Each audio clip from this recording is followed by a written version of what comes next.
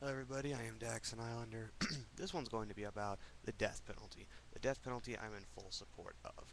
However, this ties into Troy Davis, or whatever his name is, the guy who was killed over in Georgia for an illicit murder charge.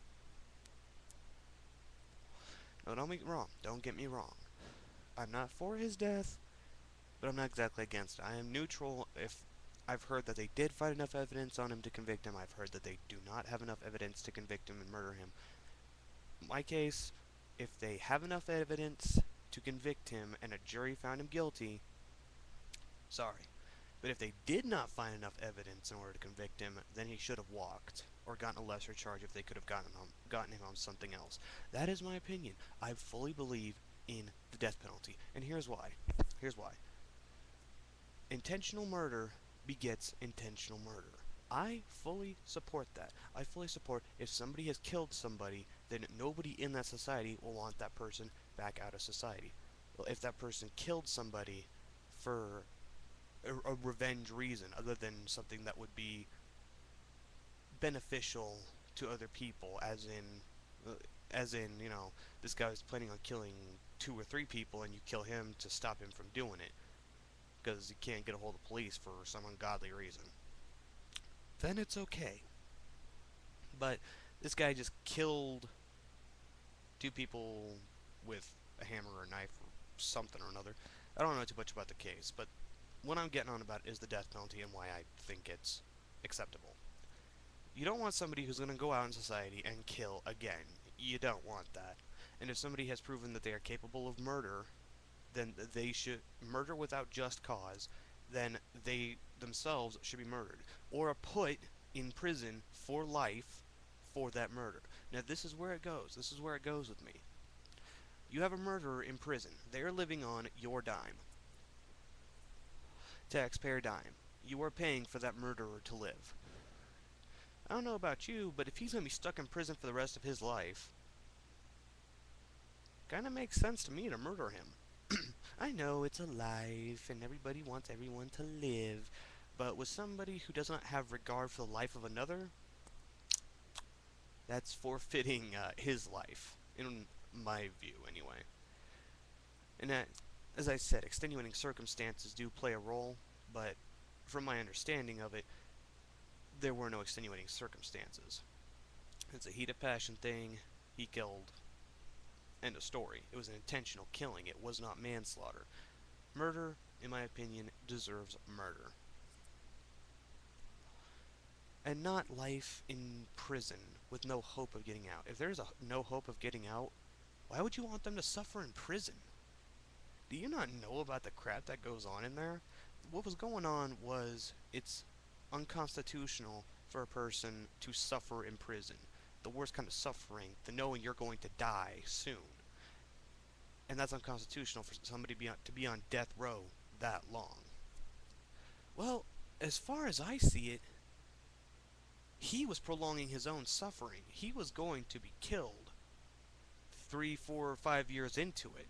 The only reason it turned into 20 years was because he kept making appeals. He kept making the appeals. He was the only one who prolonged his suffering. It wasn't the courts. It wasn't the prosecuting lawyer. It was him and his own attorney who spoke on his behalf. If they didn't say anything and did not appeal it, it would not have been taken to a higher court. Now I know what you're thinking. Well, the higher courts should work faster. Unfortunately, there are more cases than a lot of us care to mention. The Supreme Court only takes about 2% of the cases that are presented to them. This one happened to be one of them. Now, if they did not get the appeal, I believe that the court who made the official ruling prior to the appeal, their ruling stands. As far as I'm concerned, the only one who's prolonging his suffering was him by making the appeals and taking it to a higher court, therefore prolonging the inevitable execution. If he was innocent, I want to make this perfectly clear. If he was innocent, I do not condone the action of the Georgia and Supreme Court decision to execute him. However, however, this is not only about him. This is about the death penalty in general. So you got a few choices. You got A, execute somebody who did in fact commit premeditated murder. That's the scenario we're working with. That's the guy we're working with. You got a few choices with him. A, you murder him on the spot, which is if you have enough evidence to convict him that he is a murderer and he did do it intentionally, premeditated, he should be killed that same day. No appeals. Well, unless he wants to appeal and prolong it, then yeah, have fun with that. And if of course if somebody takes his case. But aside from that, nope, nope. But what about lethal injection? What about the different kinds of murder? The electric chair that costs so much money. Bullets don't. Right between the eyes. Assuming guilt, of course. Assuming guilt. I'm not saying, a guy comes in, this guy's charged with murder. Kill him! Hang him! Hang him! Hang him! No, no, no. I'm going with if he has proven, if it has been thoroughly proven that he did in fact murder this person. I am all for letting 20 guilty witches go to save that one innocent witch. I fully believe in that. But if the evidence is too overwhelming, then kill him that day. And of course, unless an appeal is made and accepted. But besides, if that doesn't happen, don't put him back in there. Just take him out back. Boom! All said and done. Of course, the court system is so complicated, it wouldn't work like that. But if it goes past 2 months, then there's something seriously wrong. Seriously wrong. But 20 years, everyone's gone about, oh, 20 years, he suffered for 20 years. Prolong the suffering. He did. Does that kind of lead me to believe that he might have been innocent? Yeah. Quite literally, I've only just heard of this case. I've read about it a little bit. I am not near informed enough to make a decision about his guilt or innocence. So I'm giving him the benefit of the doubt. He probably may have been innocent, since there was no overwhelming evidence. And that was a fuck up on the court's part, if he was. I'm not saying he wasn't, not saying he was. Making that clear right now.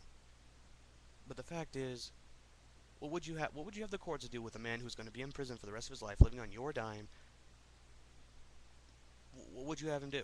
What would you have the courts do? Let him live the rest of the time, unable to contribute to society other than the occasional going out and picking up trash? This is a murderer we're talking about. This is a killer we're talking about. This isn't somebody who robbed a store at gunpoint. This is a full-fledged killer. And you'd want him to live why? Why? This is, of course, assuming guilt. You know he's guilty, but would you allow him to live? And under what bias? Honestly, just tell me. I don't know if I can stress enough, don't believe in innocence or guilt for Troy. Don't know. But what would you have us do? What would you have the courts do? Let him live on the taxpayer's dime, a murderer on your dime? Why not kill him? Right to life? He forfeited that when he killed somebody intentionally.